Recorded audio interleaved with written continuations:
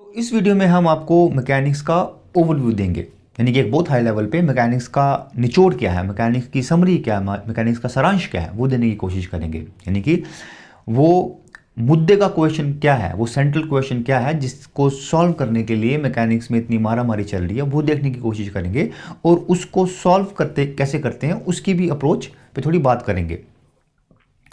तो जैसे हमने पिछले वीडियो में देखा था कि मैकेनिक्स फिजिक्स की वो ब्रांच है जहां पे हम मोशन के बारे में पढ़ते हैं, राइट।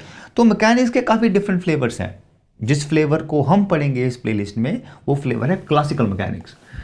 तो क्लासिकल मैकेनिक्स में आप उन ऑब्जेक्ट्स की स्टडी करते हो, उन पार्टिकल्स की स्टडी करते हो जिनकी स्पीड जो है स्पीड ऑफ लाइट से काफ़ी कम है और जिनका काफ़ी ठीक ठाक साइज है, यानी कि साइज जिनका लीनियर साइज जिनका 10⁻⁻⁶ मीटर से बड़ा होगा। अगर आपको ऐसे पार्टिकल्स या ऑब्जेक्ट की स्टडी करनी है जो स्पीड ऑफ लाइट की रफ्तार से मूव कर रहे हैं तो वो रिलेटिविटी में पढ़ते हो आप। और अगर आपको सब एटॉमिक पार्टिकल्स, बहुत छोटे छोटे पार्टिकल्स, उनकी स्टडी करनी है तो उसको आप क्वांटम मैकेनिक्स में पढ़ते हो। तो होपफुली फ्यूचर में रिलेटिविटी पे और क्वांटम मैकेनिक्स में कुछ वीडियोस बनाएंगे, लेकिन इस प्लेलिस्ट में हम सिर्फ क्लासिकल मैकेनिक्स के बारे में बात करेंगे, ठीक है। तो अभी मैकेनिक्स में जो मुद्दे का क्वेश्चन है या सेंट्रल क्वेश्चन है उसको देखने से पहले हम एक नया कॉन्सेप्ट इंट्रोड्यूस करेंगे जिसको बोलते हैं हम इन्वायरमेंट। तो इन्वायरमेंट क्या होता है? तो जब भी कोई ऑब्जेक्ट या पार्टिकल मूव करता है तो उसका मोशन जनरली डिपेंड करता है कि भाई उसके आजू बाजू में, उसके आसपास में किस तरह के ऑब्जेक्ट्स हैं, किस तरह की चीज़ें हैं, राइट। तो जिस ऑब्जेक्ट के मोशन में आप इंटरेस्टेड हो उसके आजू बाजू में जो चीज़ें होती हैं, ऑब्जेक्ट्स होते हैं, किस तरह के ऑब्जेक्ट्स होते हैं, उसको हम इन्वायरमेंट बोलते हैं। फॉर एग्जांपल, अगर आपके पास सिस्टम है जिसमें एक बॉल कोई ज़मीन पे गिर रहा है तो उस केस में मान सकते हो कि जो बॉल होगा वो पार्टिकल होगा और अर्थ, ज़मीन क्या होगी, इन्वायरमेंट होगा। एक और सिस्टम जिसमें फॉर एग्जांपल चांद जो है वो ज़मीन के इर्द गिर्द घूमे जा रहा है तो उस केस में आप मून को मान सकते हो कि मून पार्टिकल होगा और अर्थ क्या होगी, ज़मीन क्या होगा, इन्वायरमेंट होगा। एक और सिस्टम आपके पास हो सकता है जहाँ पे एक वुडन ब्लॉक स्प्रिंग के साथ अटैच्ड है और मूव कर रहा है। तो इस केस में ये जो ब्लॉक जो है ये पार्टिकल हो सकता है और ये स्प्रिंग और ये जो रफ सरफेस ये आपका इन्वायरमेंट हो सकता है, राइट। एक और केस हो सकता है यहाँ पे जहाँ पे एक इलेक्ट्रॉन एक चार्ज स्फीयर इसकी तरफ मूव कर रहा है तो इस केस में इलेक्ट्रॉन आपका पार्टिकल हो सकता है, ये चार्ज स्फीयर आपका इन्वायरमेंट होगा, राइट। तो जनरली जिस ऑब्जेक्ट के मोशन में आप इंटरेस्टेड हो उसके आजू बाजू के पास पास वाले ऑब्जेक्ट को ही हम इन्वायरमेंट मानते हैं, ठीक है। तो अभी हम देखिए कि मैकेनिक्स में वो सेंट्रल क्वेश्चन क्या है जिसको खोजने की हम कोशिश करते हैं, वो मुद्दे का क्वेश्चन क्या है, वो कौन सा क्वेश्चन है जिसको सॉल्व करने के लिए इतनी मारामारी चल रही है। तो सेंट्रल क्वेश्चन जो हम खोजने की कोशिश करते हैं या फिर आपसे पूछा जाता है वो ये है कि अज्यूम करो एक पार्टिकल है जिसकी कुछ करेक्टरिस्टिक्स आपको पता है, डिपेंडिंग अपॉन किस टाइप का पार्टिकल है। फॉर एग्जांपल आपको उसका मास पता है, या फिर अगर वो चार्ज्ड पार्टिकल है तो शायद उसका चार्ज पता है आपको, या फिर उसका इलेक्ट्रिक डाइपोल मोमेंट पता है, राइट। तो आपके पास एक पार्टिकल है जिसकी कुछ करेक्टरिस्टिक्स आपको पता है। अभी आपने क्या किया, उस पार्टिकल को लाके एक इन्वायरमेंट में रख दिया, एक ऐसे इन्वायरमेंट में जिसके बारे में आपको जानकारी है, जिसके बारे में आपको पता है और आपको इनिशियल वेलोसिटी भी पता है उस पार्टिकल की। फॉर एग्जाम्पल मैंने पत्थर ऐसा पकड़ा हुआ है ज़मीन से थोड़ा दूर, तो अज्यूम करते हैं कि पत्थर का आपको मास पता है। इस केस में आपको इनिशियल वेलोसिटी भी पता होगी क्योंकि पत्थर रेस्ट में है अभी, और इस केस में इन्वायरमेंट क्या है, अर्थ है। तो अज्यूम करो आपको ये इंफॉर्मेशन दी जाए तो मैकेनिक्स में जो सेंट्रल क्वेश्चन होता है, जिस क्वेश्चन की हम खोज करते हैं, जो क्वेश्चन आपसे पूछा जाता है वो ये है कि अगर आपके पास ये इंफॉर्मेशन दी गई है तो इस पार्टिकल का सब्सिक्वेंट मोशन क्या होगा, इसका मोशन बताओ इस पार्टिकल का। फॉर एग्जाम्पल इसकी वेलोसिटी क्या होगी 5 सेकंड के बाद, इसकी पोजीशन क्या होगी 10 सेकंड के बाद, इसको कितना टाइम लगेगा नेक्स्ट पोजीशन में पहुंचने में, and so on. For example इस केस में अगर आपने ऐसे रिलीज किया इस पत्थर को तो 2 सेकंड के बाद कितना डिस्टेंस ट्रेवल किया होगा इसने, 6 सेकंड के बाद इसकी वेलोसिटी कितनी होगी, कितना टाइम लगेगा इसको ग्राउंड को हिट करने में, एंड सो ऑन, राइट। तो अगर आप देखो तो आपको लगेगा यार ये तो बड़ा सिंपल सा क्वेश्चन था, इतना हंगामा क्यों मचा के रखा हुआ है। तो अगर आप देखो तो सिंपल क्वेश्चन नहीं है ये। अगर आप सच में देखो तो क्या बोल रहे हैं हम लोग, बोल रहे हैं कि अगर मेरे पास कोई ऑब्जेक्ट है जिसकी कुछ इनिशियल कंडीशंस मेरे को पता है और मेरे को पता है कि किस इन्वायरमेंट में है, तो मैं प्रिडिक्ट कर सकूं कि 15 साल के बाद या फिर 20 साल के बाद उसकी पोजीशन क्या होगी, वो कितनी तेजी से चल रहा होगा, उसकी स्पीड कितनी होगी, एंड सो ऑन। जो बहुत ही पावरफुल थॉट है, पावरफुल आइडिया है, इतना सिंपल नहीं है। ठीक है, तो अब हमने देखा कि भाई मैकेनिक्स में सेंट्रल क्वेश्चन क्या होता है जिसको आप खोजने की कोशिश कर रहे हो या फिर आपसे पूछा जाता है जो, राइट।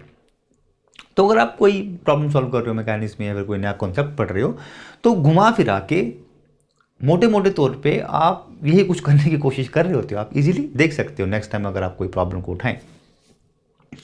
तो रोज़मर्रा की ज़िंदगी में अगर आप देखो तो काफ़ी डिफरेंट टाइप के मोशन आपको देखने को मिल सकते हैं, प्लस डिफरेंट टाइप के इन्वायरमेंट्स होते हैं, जैसे हमने पिछली स्लाइड में देखा था। तो अगर आपको सोचो तो यार कि अगर मेरे को हर एक टाइप के मोशन के लिए, हर एक टाइप के इन्वायरमेंट के लिए अगर ये क्वेश्चन आंसर करना हो तो काफ़ी मुश्किल काम लग सकता है। लेकिन मज़े की बात और थोड़ी हैरान करने वाली बात ये भी है कि न्यूटन अकेले नहीं, एक ही लाइफ टाइम में ऑलमोस्ट सारे इन्वायरमेंट्स के लिए ये प्रॉब्लम सॉल्व कर दी थी उसने। और उससे भी ज़्यादा हैरान करने वाली बात है कि उसने ये पूरी की पूरी प्रॉब्लम खाली 4 लॉस को यूज़ करके ही सॉल्व की थी। 3 लॉस को लॉज ऑफ मोशन बोलते हैं, जिसके बारे में डिटेल में पढ़ेंगे, और एक लॉ ग्रेविटेशन लॉ, जिसके बारे में भी इस प्लेलिस्ट में पढ़ेंगे। तो सिर्फ 4 लॉस को यूज़ करके उसने मोशन की प्रॉब्लम को ऑलमोस्ट सॉल्व कर दिया था, अकेले नहीं, एक ही लाइफ टाइम में है। तो पिछली कुछ स्लाइड्स में हमने देखा कि भाई वो सेंट्रल क्वेश्चन क्या है जिसको हम आंसर करने की कोशिश करते हैं मैकेनिक्स में। तो अब देखेंगे कि उसका सोल्यूशन क्या है, उसको सॉल्व कैसे करते हैं। सॉल्व करने के लिए 2 स्टेप्स हैं। पहले स्टेप में क्या करते हो आप एक नया कॉन्सेप्ट बनाते हो, कॉन्सेप्ट निकालते हो, डिफाइन करते हो, इसको फोर्स बोलते हो आप, और उस फोर्स के कुछ करेक्टरिस्टिक्स, कुछ प्रॉपर्टीज बताते हो आप, राइट। और ये जो प्रॉपर्टीज हम बताएंगे ये लॉज ऑफ मोशन भी हैं, जिनके बारे में डिटेल में हम डिफरेंट वीडियोज में बात करेंगे, राइट। तो करेक्टरिस्टिक्स क्या है फोर्स की? पहली है जब कोई फोर्स नहीं लग रही हो। जब कोई फोर्स नहीं लग रही हो इसका मतलब क्या होता है कि वेलोसिटी उसकी चेंज नहीं होगी, राइट। और ये बहुत बड़ी खोज थी, क्योंकि सदियों तक हम सोचते थे अगर कोई चीज मूव कर रही है तो कोई फोर्स रिस्पॉन्सिबल होगी उसके लिए, कोई उसको मूव कर रहा होगा। अगर आपने फोर्स अप्लाई करना बंद कर दिया तो वो चीज रुक जाएगी खुद ब खुद, राइट। और जैसा गैलीलियो ने दिखाया हमको, और जैसा हम पढ़ेंगे फर्स्ट लॉ में, ये सही नहीं है। ये कोई ज़रूरी नहीं है कि अगर कोई ऑब्जेक्ट मूव कर रहा है तो उसके लिए फोर्स हमेशा रिस्पॉन्सिबल हो, क्योंकि यूनिफॉर्म वेलोसिटी जो होती है, यानी कि कांस्टेंट वेलोसिटी स्ट्रेट लाइन में, वो भी ऑब्जेक्ट्स का नेचुरल स्टेट है, प्राकृतिक स्टेट है, कुदरती स्टेट है, जैसे रेस्ट होता है। तो अगर कोई ऑब्जेक्ट यूनिफॉर्म वेलोसिटी से मूव कर रहा है तो कोई ज़रूरी नहीं है कि उस पर फोर्स एक्ट कर रही होगी, क्योंकि वो भी ऑब्जेक्ट का नेचुरल स्टेट है, राइट।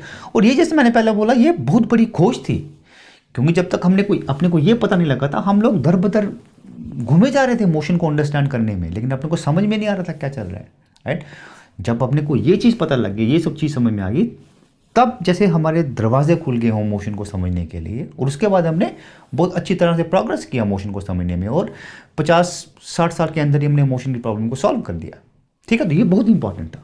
तो अब हमने फर्स्ट करेक्टरिस्टिक के मुताबिक अगर कोई ऑब्जेक्ट किसी वेलोसिटी से चल रहा है तो उसका बिल्कुल मतलब नहीं है कि उस पर फोर्स एक्ट कर रही होगी। तो सवाल ये पैदा होता है कि वो क्या साइन है, वो क्या निशानी है जिसको देख के आप बता सकते हैं कि कोई फोर्स एक्ट कर रहा होगा किसी ऑब्जेक्ट पे। जैसे आप धुआं देखते हो तो आप बिंदास बोल सकते हो कि कहीं पे आग लगी होगी। वो क्या निशानी है, वो क्या साइन है जिसको आप देख के बोल सकते हो कि कहीं पे फोर्स लग रही होगी, राइट। और वही है हमारा सेकंड करेक्टरिस्टिक फोर्स का, कि जब फोर्स नॉन जीरो होता है तो क्या होता है। तो जब फोर्स नॉन जीरो होता है तो क्या करता है, वो ऑब्जेक्ट की वेलोसिटी चेंज करता है, राइट। उतना ही नहीं, आप ये भी पता कर सकते हैं कि कितनी वेलोसिटी में चेंज आएगा, ये एक्सप्रेशन यूज करके, F = ma। यहाँ पे F क्या है, फोर्स है, m है मास, a क्या है, एक्सेलरेशन। एक्सेलरेशन कुछ नहीं है बट चेंज इन वेलोसिटी का डरावना नाम है। तो अगर आपको पता है कि मास कितना है किसी ऑब्जेक्ट का और फोर्स कितनी एक्ट कर रही है उस पर, तो आप पता कर सकते हैं कि उसकी वेलोसिटी में कितना चेंज आएगा।